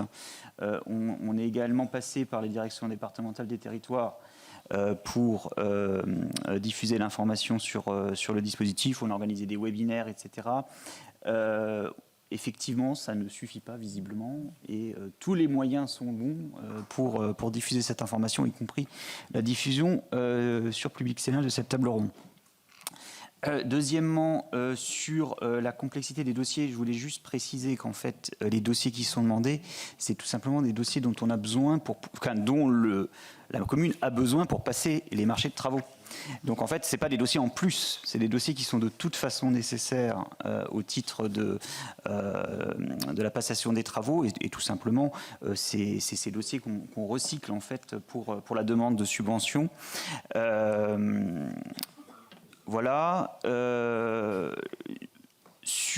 Oui, donc ce que je voulais ajouter, c'était une question de Monsieur de Nicolai tout à l'heure, le fait que la DESI ne finançait pas les études. Je précise qu'en revanche, le Programme national Pont finance les études, c'est-à-dire que lorsqu'on soumet un dossier, on peut y compris se faire rembourser les études qui ont été réalisées pour les dossiers en amont des travaux. Je vous coupe 30 secondes, je comprends ce que vous dites, mais je crois que vous savez, que ce soit d'ailleurs les élus ou nos concitoyens, il faut qu'on essaie, nous sommes là pour ça, dans la fonction publique, qu'elle soit d'État, qu'elle soit des collectivités, il faut qu'on essaie de s'adapter. Je comprends bien qu'effectivement, il faut un certain nombre de choses, mais je crois qu'il faut s'adapter, parce que vous savez, quand vous avez un maire d'une commune de 235 habitants, qui a un pont, en plus qui dessert une maison, mais il n'en dessert qu'une, et le pauvre il est complètement perdu, ou il demande à son intercommunalité, comme c'est au-dessus d'une petite rivière, il demande à l'épage, qui dit mais non, c'est pas ma compétence, ou après on lui dit ben il faut mettre des piliers au pont, pour dire mais non, mettez plus de piliers parce que les embâcles vont se coincer dans les piliers, et le type il attrape, excusez-moi, la torgnole, parce qu'il a à la fin de la journée il a mal à la tête parce qu'il sait plus où il est, quoi. Je crois qu'il faut qu'on essaie, il faut pas les assister parce que c'est pas ce qu'ils demandent les élus, mais il faut de temps en temps essayer qu'on puisse s'adapter un petit peu. Je pense que ça peut être le rôle de la NCT, ça peut être le rôle d'un certain nombre d'organismes, mais c'est très très compliqué. Vous savez, moi on dit souvent que le plus important n'est pas totalement le financement. Le plus important, c'est le conseil, l'appui aux élus, parce qu'ils sont souvent seuls, avec des administrés qui les poussent, qui disent mais attendez, mais comment ça se fait que ça n'avance pas? Pourquoi ça n'avance pas? Et pourquoi quand vous avez, j'ai pris l'exemple dans mon ancienne commune, une entreprise qui construit des nouveaux locaux pour 24 millions d'euros, ça dure 15 mois. Fait quelque chose dans une collectivité, ça dure 15 ans. Donc il y a un problème, quoi. Il y a un problème, et je crois qu'il faut qu'on essaie tous, parce qu'on a des torts, nous aussi, hein, les parlementaires, sur un certain nombre de choses, mais je crois qu'il faut qu'on s'adapte. Il faut qu'on s'adapte aux situations et qu'on ne fasse pas tous les jours aux gens de leur dire, mais attendez, il y a le problème ceci, il y a le problème cela, il y a le problème, il y a le dossier qui est pas... Vous avez oublié la virgule à tel point, vous avez oublié le point après la virgule. Voilà, je crois qu'il faut qu'on mette de la souplesse. Je vais laisser Pascal compléter, mais je pense que la réponse à ça est en amont du dossier, et c'est effectivement le dispositif SOS Pont qui accompagne pas à pas, depuis la remise du carnet de santé, le maire dans l'élaboration de son dossier. C'est vraiment à tout moment, il peut poser la question et il a une réponse sur quelle est l'étape d'après. C'est vraiment comme ça que c'est conçu. Je laisse Pascal compléter. Oui, non, mais je crois qu'en fait, on a fait exactement le même constat que vous venez de faire, et ça nous a amené effectivement à bâtir SOS Pont, justement pour ça. Il y a quelqu'un au bout du fil qui peut vous aider, parce que bien évidemment, le maire d'une collectivité de quelques centaines d'habitants, qui souvent au mieux à un secrétaire de mairie 2 jours par semaine, bah oui, quoi. Il est comme une poule qui a trouvé un couteau et c'est bien normal. Voilà, donc c'est vraiment ça qu'on essaye de faire. Vous savez, on avait commencé à le faire sur les friches. Là, on l'a déployé sur les ponts. C'est un outil vraiment, une espèce de SVP, j'ai un problème avec mon pont, quoi. Voilà, donc c'est vraiment ça qu'on essaye de faire parce que il y a besoin d'une assistance de proximité, c'est évident. Et en même temps, on ne sait pas avoir des personnes dans chaque village, quoi, ça c'est clair. Mais donc voilà, c'est vraiment, on vous rejoint, mais alors à 1000% là-dessus. Merci. Juste peut-être, Monsieur le Président, peut-être pour essayer de répondre aux 2 ou 3 questions concernant cette fois la DSI de DETR. Donc, je suis désolé, je vais revenir à des propos plutôt financiers. Tout à l'heure, pardon, excusez-moi, on a évoqué les dépenses d'ingénierie, juste pour rappeler, sous réserve d'analyse bien sûr des dossiers, mais que les dépenses d'ingénierie qui sont attachables à des ouvrages d'art peuvent constituer des dépenses accessoires et des dépenses d'immobilisation, donc derrière, peuvent rentrer dans le champ du FCTVA. Donc je termine la parenthèse, au-delà de la DSI et DETR, dans le domaine du soutien aux dépenses et aux opérations d'investissement. Tout à l'heure, on parlait également de simplification. Effectivement, j'ai entendu votre propos. On a essayé là également de s'articuler avec la DGALN. Alors, je fais une petite incise et je déborde un petit peu sur d'autres sujets, mais pour essayer de faire primer un peu le principe de dites-nous-le une fois, à savoir qu'un dossier qui serait rejeté dans l'un ou l'autre fonds vert ou des sites DETR, et qu'il n'y ait pas de redépose de dossiers, mais bien que les services administratifs passent les dossiers entre eux. Après, concernant la commission d'élus de DETR par rapport à qu'est-ce qu'on met, on va dire, ou quelles sont les dépenses qui feront l'objet d'un financement via des sites DETR, notamment dans le cadre de la DETR, là, je me remets à la commission d'élus et aux décisions qui sont prises au local. Peut-être, monsieur le sénateur, pardon, j'ai la voix un peu coupée, mais j'essaie de répondre à votre question sur la consommation et votre inquiétude. Donc je pense que je veux pas effleurer les résultats dans les rapports annuels de performance, mais en tous les cas, je peux vous rassurer puisqu'on est sur un taux d'exécution sur la décile DETR qui oscillera entre 99,6%, 99,9%. Donc l'ensemble des enveloppes, je parle notamment en AE, sont bien consommées. Et également pour la décide avec un niveau légèrement moins, mais on reste vraiment dans un épure de quasi-saturation des crédits alloués dans le cadre de la LFI. Bien, je vais donner la parole à Monsieur Faure, puis après je donne la parole à Monsieur Laval pour l'AMF. Monsieur le représentant de l'ADF. On ne vous entend pas. On ne vous entend pas. Oui, pardon, je n'avais pas ouvert mon micro. Oui, simplement sur l'ingénierie, pour compléter un peu, c'est vrai que la quasi-totalité des conseils départementaux ont des agences d'ingénierie. Et bon nombre d'entre elles ont développé des prestations sur les ouvrages d'art. Alors tout ça, ça se fait en lien effectivement avec le CEREMA, mais on vient appuyer les communes sur le côté études avec le CEREMA. Ceci dit, il ne faut pas éluder le problème, j'allais dire, de la réglementation et notamment de la loi sur l'eau. Parce qu'aujourd'hui, lorsqu'effectivement on diagnostique des ponts très fragilisés où il faut intervenir en urgence, bien souvent on va vous dire, mesdames, messieurs, il faut attendre la période d'étiage. Voilà, donc on est capable d'attendre 1 an, et pour peu que l'on ait des autorisations, puisque les délais d'instruction sont quand même relativement longs. Moi, je l'ai vécu sur ma commune, où sur un pont où on devait refaire des piles, j'ai attendu 6 mois une réponse pour me dire qu'il n'était pas compétent et que je pouvais faire les travaux, mais l'étiage étant passé, je n'avais plus capacité à le faire, donc j'ai attendu 18 mois pour faire ces travaux. Et ça, je crois que c'est important. Les élus sont décontenancés face à toutes ces réglementations, où d'un côté, on nous dit qu'il faut intervenir d'urgence pour des problèmes de sécurité face à 100 ans, et puis d'un autre côté, on leur dit « mais ce n'est pas possible pour différentes raisons ». Autre point, puisqu'une question était posée sur le transfert du réseau des routes nationales. On va se poser la question, pourquoi l'État a voulu transférer 10 000 km de routes ? La réponse, elle est simple, enfin c'est un peu la logique de tout ce qui est décentralisation ou transfert de l'État. C'est à partir du moment où il n'est plus en capacité de le faire, il veut le transférer à quelqu'un d'autre. Et effectivement, le constat, c'est qu'aujourd'hui, seuls 14 départements ont validé effectivement un transfert, tout simplement parce que les autres, le département du Cantal est au premier rang de cela, on voulait nous transférer un patrimoine qui est vieillissant. Moi, j'ai une nationale où j'ai certaines portions qui sont limitées à 30 km/h. Vous voyez, alors certes, on est en montagne, mais quand même, ça traduit le niveau qualitatif de cette nationale. Donc, un patrimoine qui est vieillissant et forcément les règles de compensation qui ne sont pas du tout favorables, puisque la remise en état, notamment des ouvrages d'art, bien évidemment, n'est pas prise en compte dans le cadre d'un transfert. Donc la réponse est claire.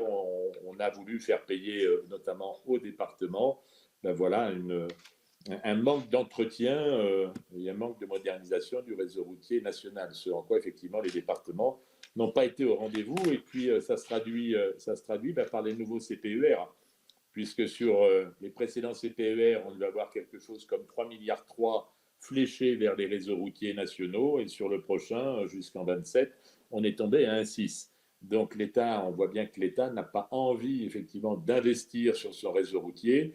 Et comme je le disais, ce qui est quand même dommage, puisque celui-ci, c'est quand même une vache à lait, vu l'ensemble des taxes et financements qui sont liés effectivement à la route. Donc il serait tout à fait logique qu'une partie y retourne. Si je vais donner la parole au représentant de l'Association des maires de France. Merci, Monsieur le Président. Je voudrais apporter quelques compléments au regard des interventions des différents sénateurs. Il se pose parfois la question de la découverte, si vous me passez l'expression, de l'existence de l'ouvrage et de sa propriété. Quand il y a toutes ces questions de transfert qui s'opèrent, pendant longtemps, notamment des communes petites, n'avaient pas forcément conscience, comme ça a été dit, qu'elles étaient propriétaires d'un ouvrage, donc elles ne se sont pas occupées pendant des décennies. Les ouvrages ont été construits à des époques où il n'y avait pas de diagnostic technique, de dossier, de suivi comme nous pouvons le faire aujourd'hui. Et donc déjà, il faut passer beaucoup de temps à démontrer la propriété du pont, de savoir à qui il est et donc qui doit s'en occuper dorénavant. Et donc ça aussi, c'est un sujet qui occupe beaucoup et qui occupe notamment beaucoup lorsqu'il y a eu transfert. Donc je voulais aussi insister sur ce point. Je voulais aussi revenir sur la loi 3DS et sur la possibilité de transfert effectivement des routes nationales aux collectivités, donc bien entendu aux départements, mais cela peut aussi être le cas, comme vous le savez, aux métropoles qui ont leur compétence voirie sur leur périmètre géographique. Et dans ces situations-là, c'est exactement la même réponse. C'est-à-dire qu'aujourd'hui, les choses n'ont pas véritablement bougé. Étant vice-président à la voirie de la métropole de Grenoble, nous n'avons pas demandé de transfert parce que nous sommes sur des zones de circulation très denses, qui sont souvent des portions de voies express, de rocades, et ou des routes qui comportent des ouvrages d'art très importants, et notamment des ponts. Et donc c'est aussi une des raisons pour lesquelles nous n'avons absolument pas été demandeurs de ce transfert, puisqu'accepter le transfert, c'est accepter l'héritage en l'état, et donc de derrière devoir encore investir sous ces ouvrages d'art-là. Donc c'est un vrai sujet qui fait que effectivement, ça n'a pas bougé sur cette question et ça n'a pas vocation à bouger rapidement en l'état. Il a été fait question du changement climatique et de son impact sur les ouvrages et notamment sur les ponts. Et je voudrais insister sur ce point parce que nous y sommes très fortement confrontés dans nos stratégies de travaux et d'investissement. Nous voyons bien les impacts sur les phénomènes climatiques qui provoquent des dégradations beaucoup plus importantes, qui non seulement nécessitent qu'on répare, toujours la question du coût, mais qui nécessite aussi qu'on adapte les usages sur ces ponts.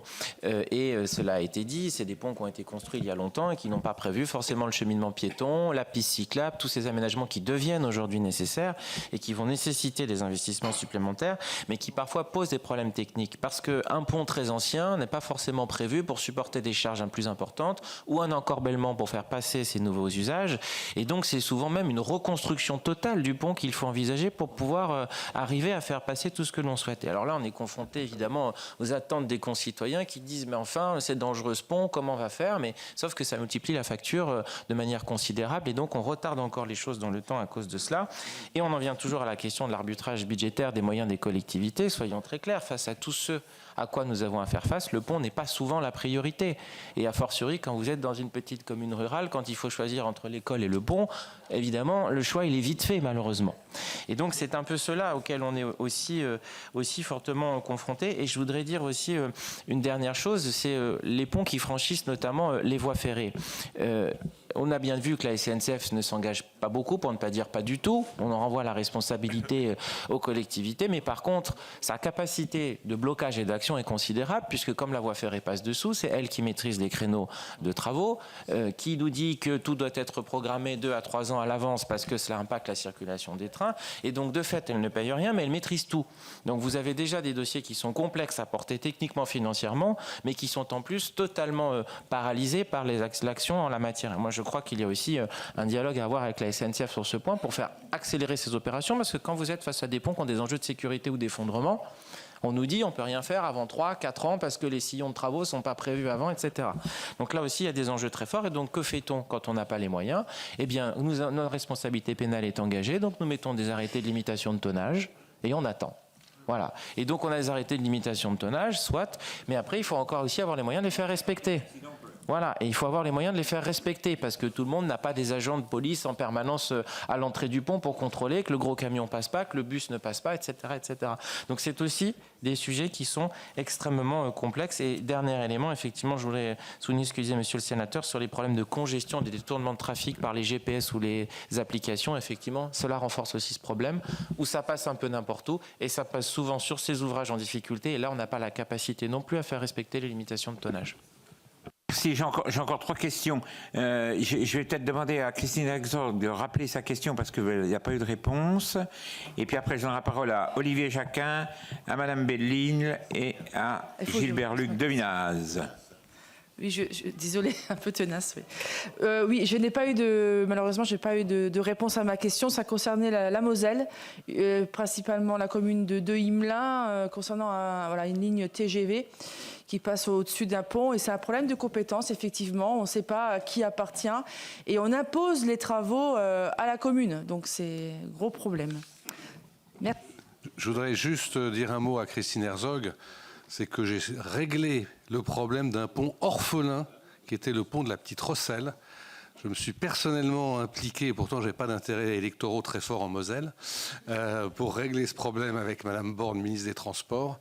Donc j'aimerais qu'on rappelle ça au maire de la Petite Rosselle qui m'a promis une statue à l'entrée du village. Et donc je suis prêt naturellement à venir l'inaugurer quand il voudra. Donnez la parole à Olivier Jacquin. Merci Président et merci pour cette initiative. Cette table ronde est salutaire.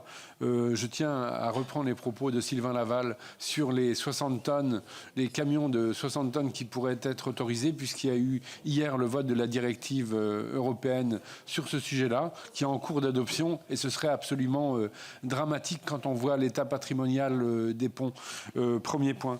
Et l'autre point salutaire de cette table ronde, Président, c'est d'entendre qu'il y a un manque de dossiers qui arrivent auprès des financeurs que sont l'État et le CEREMA.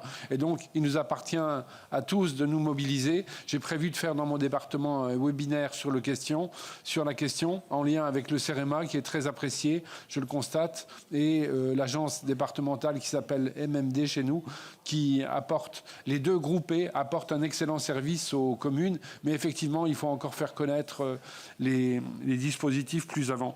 Et je vais revenir sur la question de Christine Herzog qui évoque, sans le nommer, la question des ponts de rétablissement, car dans mon département, nous sommes en cours de travaux sur un pont et c'est le premier pont de rétablissement repris par VNF et la commune de Pierre-Latrèche. Et d'ailleurs, ce pont sera baptisé à l'automne du nom de Evelyne Didier en sa présence. Elle va très bien et elle vous salue car on a une avancée très importante là-dessus.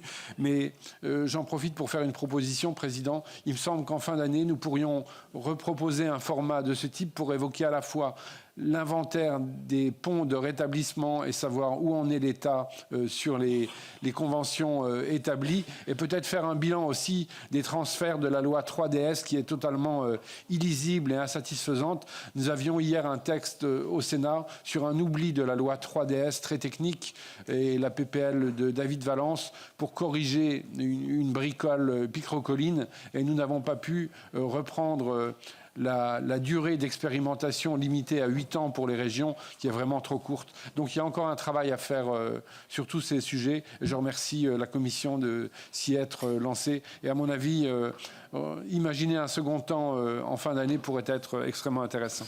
Merci. Bien, merci. On va examiner l'idée et il faudra peut-être que ce soit proposé en bureau parce que ça peut être des fois la commission des lois, ça peut être des choses. On va regarder, mais on va examiner mais ta proposition. Donc je vais donner la parole à Madame Belli. Merci Monsieur le Président.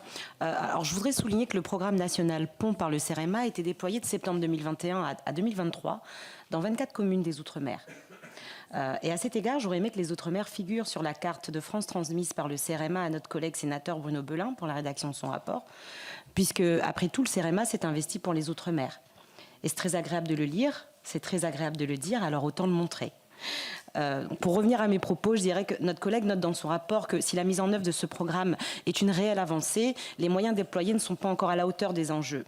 Et cette question est d'autant plus saillante dans les Outre-mer où, d'une part, notre relief a conduit à la construction de nombreux ponts. À La Réunion, par exemple, vous avez la route des Tamarins. Oui, là, cette route très très chère qui implique pas moins de 130 ponts, d'ailleurs, dans son ouvrage.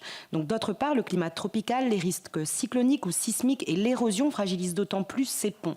Alors, né d'un volcan sous-marin, je ne vais pas refaire l'histoire, la structure géographique et géologique de la Réunion, encore cassante et friable, est par exemple travaillée par une érosion massive.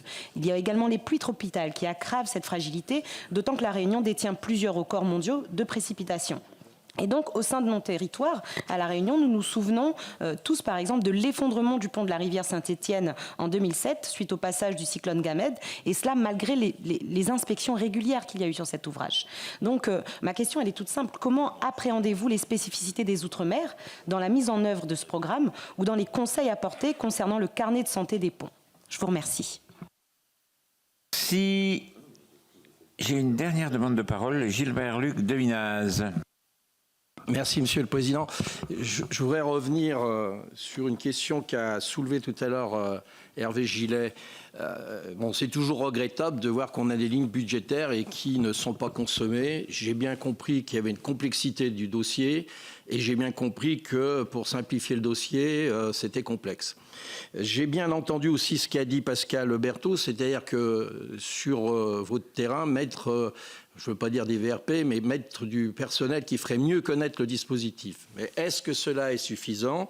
Hervé Gillet, tout à l'heure, a posé la question de dire est-ce qu'il ne faut pas aller plus loin et faire un schéma stratégique au niveau national, si j'ai bien suivi son propos, et je n'ai pas entendu, j'aimerais bien avoir votre point de vue. La deuxième question, c'est il y a des systèmes qui, sur Galileo, nous proposent des trajets. Qui fait la police de ces trajets? Parfois, on a des surprises de croiser des poids lourds sur des routes, même pas départementales, invraisemblables. Donc, qui fait la police de ces propositions de trajet? Est-ce qu'il y en a une? Est-ce que quand un poids lourd ne respecterait pas une interdiction, comment ça se passe? Parce que j'ai bien entendu que pour les radiers, quand le gendarme tournait les talons, on ne respectait plus rien. Et puis, il y a un débat aujourd'hui au niveau européen sur le tonnage des poids lourds, de permettre à des poids lourds de 60 tonnes de circuler. Est-ce qu'aujourd'hui, on analyse la conséquence, si cette décision était prise, la conséquence de ces poids lourds sur nos ouvrages? Qui se jette à l'eau? Je veux bien peut-être essayer de compléter mon propos tout à l'heure. D'abord sur l'outre-mer. Alors franchement, mille excuses si c'est pas sur, s'il y a une carte sur laquelle ça n'est pas, parce que Dieu sait qu'au CEREMA, nous avons eu la préoccupation de l'outre-mer, parce que malgré les moins 20%, moins 500 ETP, on a quand même créé une agence à La Réunion avec une antenne à Mayotte, une agence en Guyane et une agence en Guadeloupe qu'on vient d'ouvrir il y a 2 mois. Donc c'est vraiment pas un oubli. Alors c'est vrai que sur le programme Pont, comme en fait on a fait travailler évidemment énormément de bureaux d'études privés, en fait c'est ni le programme Pont 1 ni le programme Pont 2, ça a été le programme Pont 1,5 si j'ose dire. C'est-à-dire qu'on a fait un programme spécifique pour l'outre-mer et effectivement les collectivités ont très bien répondu. c'est vrai qu'il y a des spécificités. Alors, je pense notamment à la Réunion sur les questions de transport solide très lourd. Je veux dire que j'ai passé un cyclone sous le pont de la rivière des Galets, Conforté. Voilà, c'était il y a longtemps. Hein. Mais voilà, donc oui, bien sûr, il y a des spécificités, mais bon an mal an. Le sujet reste exactement le même, qui est un vrai problème d'entretien, de suivi, et avec, encore une fois, des ponts qui peuvent être nettement plus attaqués. Un point important aussi, ça a été cité par certains d'entre vous, c'est vrai que sur le terrain, il y a le CEREMA, il y a les agences techniques départementales. Nous, ce qu'on essaye, c'est vraiment de travailler en symbiose la plus forte possible avec l'ensemble des forces techniques qui sont présentes sur le terrain. Je dirais que pour parler à un ingénieur, il n'y a rien de mieux qu'un autre ingénieur. Bon. Et globalement, voilà, on essaye vraiment de maximiser l'utilisation des forces disponibles sur le terrain. Sur la question des poids, des 60 tonnes, moi je voudrais simplement rappeler que le pont qui s'est écroulé près de Toulouse s'est écroulé simplement parce qu'il était bien entretenu, il était bien géré par le Conseil général. Toutes les visites étaient faites, la visite annuelle, la visite approfondie tous les 6 ans, etc. C'est juste que, voilà, il y a quelqu'un qui a racheté une entreprise de transport exceptionnelle et qui s'est mis à faire passer 2 ou 3 fois par semaine des véhicules de 54 tonnes chargés sur un pont dont la limitation était à 19 tonnes. Ça a pris exactement 6 mois pour détruire le pont. Et c'est assez impressionnant, parce qu'on le sait, puisqu'en plus, il était vraiment suivi, quoi. Et en l'espace de 6 mois, le pont était complètement détruit. Ce que je veux dire par là, c'est qu'évidemment, cette question de comment on utilise les ponts, on l'évoquait tout à l'heure pour les radiers, c'est la même chose. C'est qu'à un moment, vous ne pouvez pas mettre un gendarme devant chaque ouvrage. Donc il y a aussi probablement de l'éducation à faire, de la communication, que les gens comprennent qu'effectivement, quand on limite le tonnage d'un pont à 19 tonnes, c'est pas pour enquiquiner les routiers, c'est juste parce qu'ils ne supportent pas plus. Voilà, donc je crois qu'on a quand même, sur ce sujet-là, beaucoup de communication à faire. Après... Ouais, après, voilà, moi, je veux dire, malheureusement, l'exemple des radiers est quand même assez fort. Enfin, moi, j'ai connu dans plusieurs événements des gens où, explicitement, les gendarmes avaient dit à la personne, tu ne traverses pas, quoi. Et la personne attend que les gendarmes partent pour traverser. Là, on ne sait plus quoi faire, hein, au bout d'un moment. Voilà, je vais peut-être m'arrêter là. Si, sur la question des schémas stratégiques... Je ne suis pas sûr qu'on ait besoin à ce stade de faire des schémas. C'est surtout qu'il faut arriver à mettre en marche la machine, ce qui est en train de se faire. Hein. Encore une fois, on a lancé la chose à l'automne de l'année dernière, hein, en septembre de l'année dernière. Donc ça démarre progressivement, c'est normal. Je crois qu'effectivement... Aujourd'hui, il y a de quoi financer sans problème à 80%, voire même au-delà dans certains cas. Le tout, c'est d'y aller. Et encore une fois, on a mis en place, à travers SOS Pont, le service qui permet justement à l'élu de la petite commune d'avoir quelqu'un qui lui dit ce qu'il faut faire et qui lui tient la main pour faire. Voilà. Après, il y a aussi une question de volonté politique. Je vous en prie, allez-y. Très rapidement. Un élément complémentaire, parce que le sujet des GPS a été évoqué plusieurs fois. Je voulais signaler qu'on a maintenant dans l'arsenal juridique l'article 122 de la loi Climat et Résilience qui impose au GPS d'indiquer les limitations de tonnage, premièrement, et deuxièmement qui permet aux maires de désigner certains axes comme routes secondaires et donc qui ne doivent pas être empruntés de façon prioritaire par les GPS.